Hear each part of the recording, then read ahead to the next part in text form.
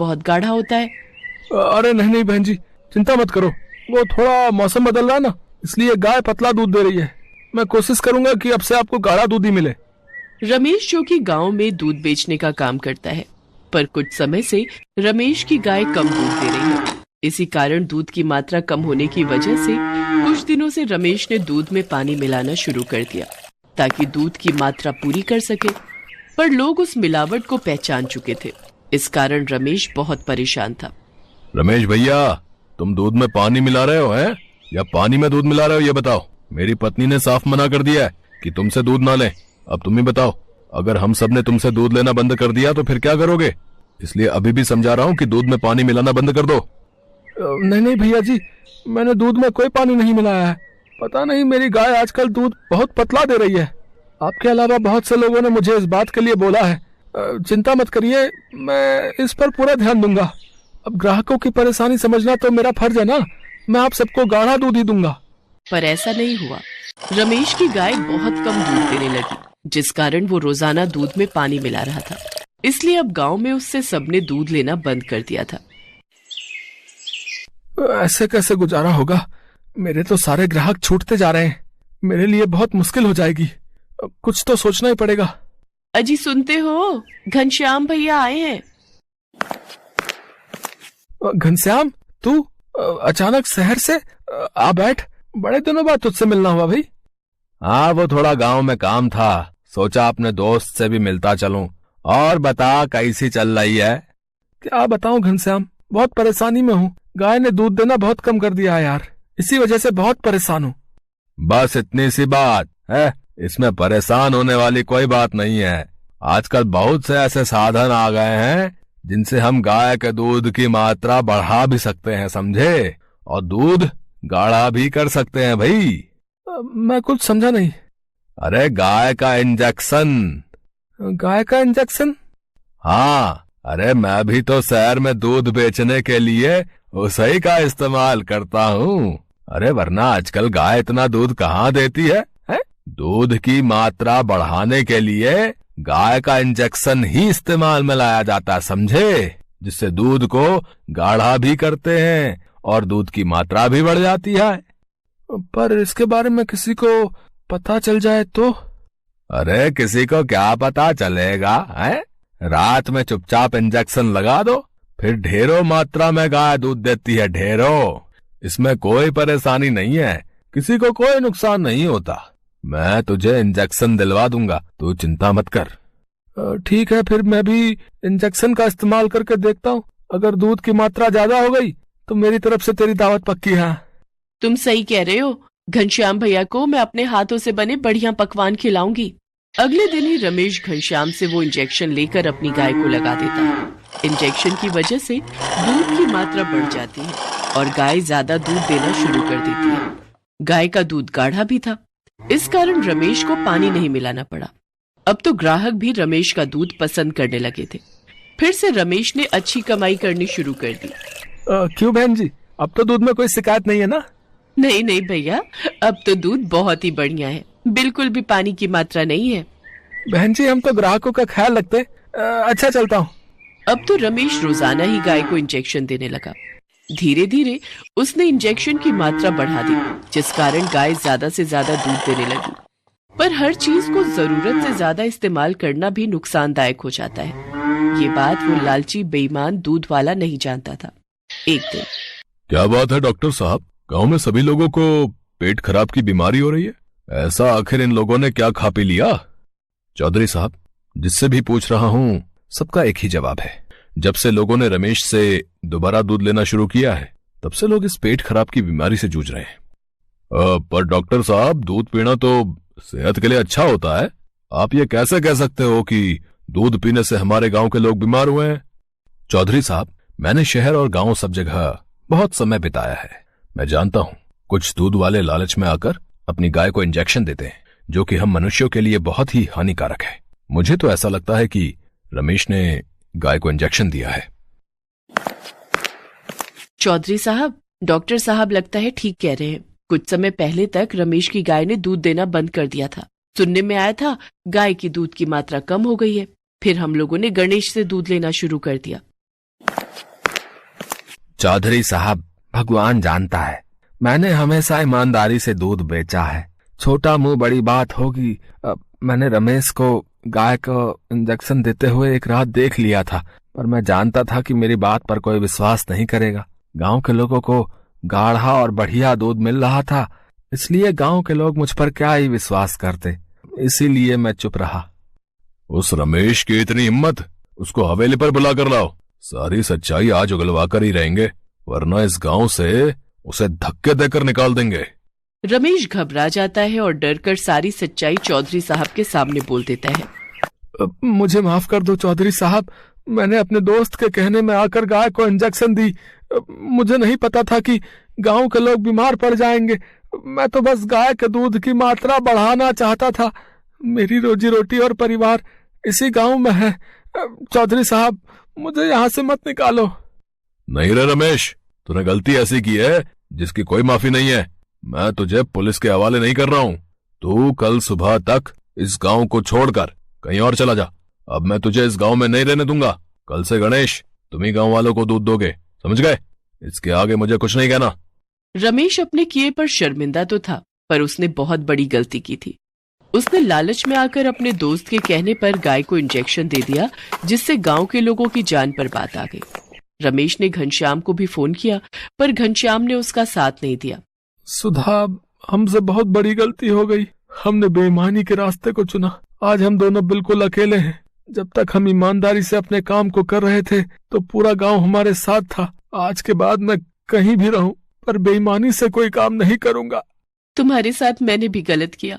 काश मैं भी इस बात को समझ जाती तो आज हम दोनों को ये दिन न देखना पड़ता। रमेश और उसकी पत्नी पछतावे के साथ वहां से दूसरे गांव में रहने के लिए चले जाते हैं। अन्नपूर्णा घर में अकेली रहती है। उसकी उम्र 50 साल है। उसका बेटा सुरेश अमेरिका में नौकरी करता है और वहीं पर एक गोरी मेम से शादी करके बस गया है, लेकिन वो अपनी माँ को पैसे नहीं भेजता है, इसीलिए अन्नपूर्णा बहुत गरीब है। उसके पास सिर्फ एक गाय है, उसका नाम है मालती। अन्नपूर्णा मालती का दूध बेचकर अपना पेट पालती है। सुन मालती, तुझे पता है मेरा बेटा अमेरिका में बहुत बड़ी नौकरी करता है। वो जब लौट कर आएगा तब देखना मेरे लिए कितना कुछ लाएगा। अन्नपूर्णा की आंखों में बहुत सारे सपने हैं अपने बेटे को लेकर, लेकिन सुरेश उसकी माँ को कभी याद भी नहीं करता। कुछ दिन बाद शाम को अन्नपूर्णा जब खाने का इंतजाम कर रही थी, तब अचानक से वहाँ सुरेश अपनी विलायती बहू के साथ आता है। माँ, मैं आ गया हूँ। अपने बेटे को देखकर अन्नपूर्णा खुशी से पागल हो जाती है। अरे बेटा, तू अचानक से कैसे आ गया? वो बात यह है कि मेरी नौकरी चली गई है। अच्छा, इसीलिए माँ की याद आ गई।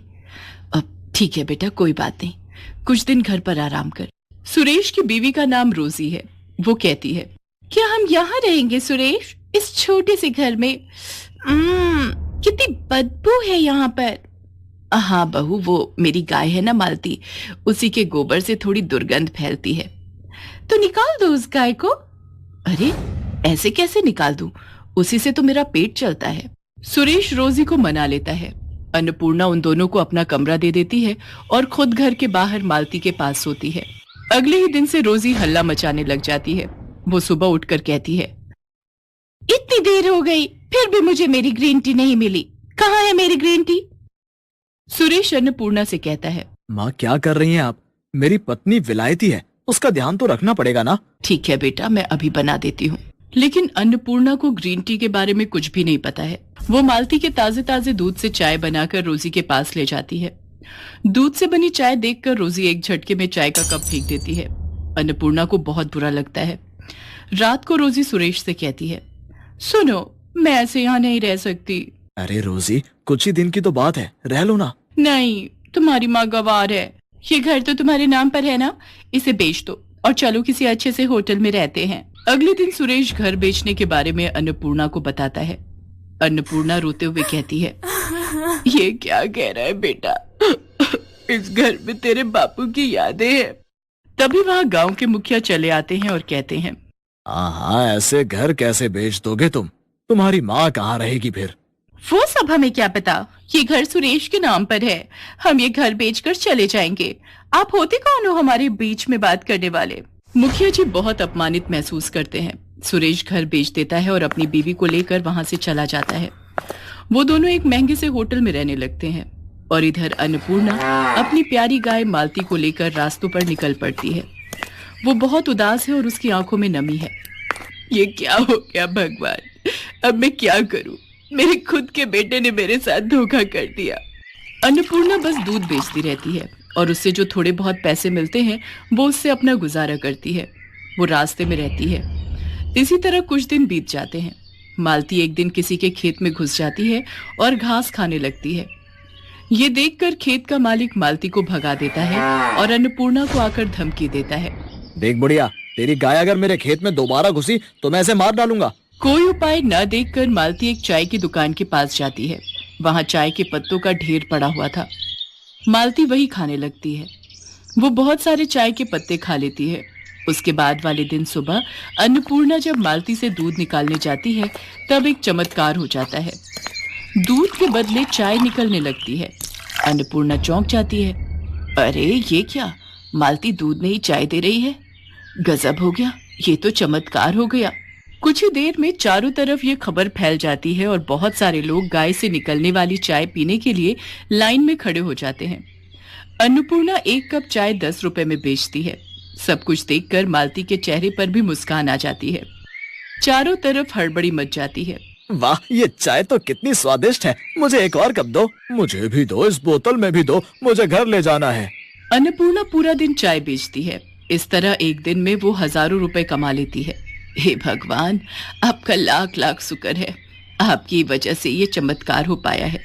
मालती भी अपनी भाषा में भगवान को धन्यवाद देती है। कुछ महीने ऐसे ही चाय बेचकर अन्नपूर्णा बहुत अमीर हो जाती है और वो रहने के लिए शहर में एक घर खरीद लेती है। चाय बेचने के लिए एक दुकान भी खरीद लेती है और घर के बाहर एक खुली जमीन भी खरीद लेती है ताकि मालती आराम से टहलते हुए घास खा सके। ऐसे ही खुशी खुशी दिन बीतने लगते हैं, लेकिन उस तरफ सुरेश को कोई नौकरी नहीं मिल पाती है। अब क्या होगा रोजी, मुझे नौकरी नहीं मिल रही है और घर बेचकर जो पैसे मिले थे वो भी खत्म होने को हैं। अब हम इस होटल में भी नहीं रह सकते। ये सुनकर रोजी गुस्सा हो जाती है और कहती है, तो फिर तुमने मुझसे शादी क्यों की? गरीब भिखारी कहीं के।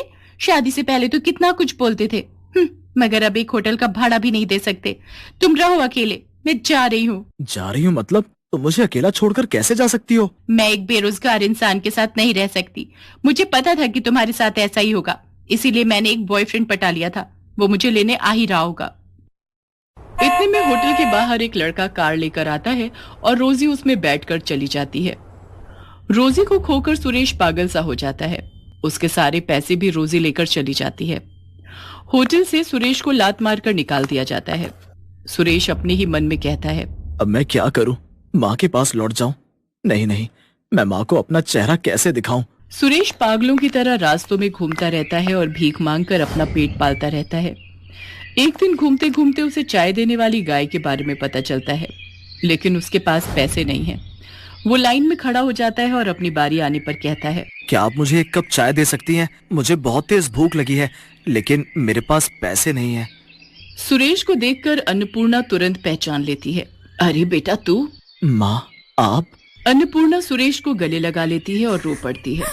सुरेश भी रो पड़ता है। वो अपनी माँ को सब कुछ बताता है।